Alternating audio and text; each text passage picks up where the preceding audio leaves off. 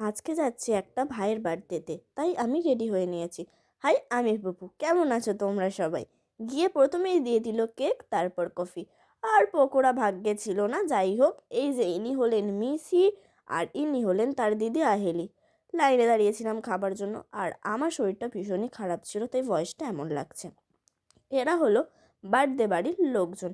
এরপর চলে গেলাম পেট পুজো করতে। প্রথমে এলো স্যালাড, তারপর ডিমের টেবিল আর কাসন্দি। খেতে মন্দ ছিল না, ভালোই ছিল। এরপর এলো নান আর কাবলি ছোলা, এটাও ভালোই ছিল, খুব খারাপ ছিল না। তারপর যেটার জন্য সবাই অপেক্ষা করছিলাম, সেটা এলো রাইস আর চিকেন। এটা নিয়ে আর কিছু বললাম না, খুব ভালো ছিল খেতে। লাস্ট এলো ফ্রুট চাটনি আর পাঁপড়। রসগোল্লা আর সন্দেশটাও ভালোই ছিল মোটামুটি, যাই হোক আমি খাইনি। আর ছিল আইসক্রিম। যাই হোক, আমি কাচুকাল্লি খেতে খেতে বাইরে যাই। তোমরা খুব ভালো থেকো, টাটা।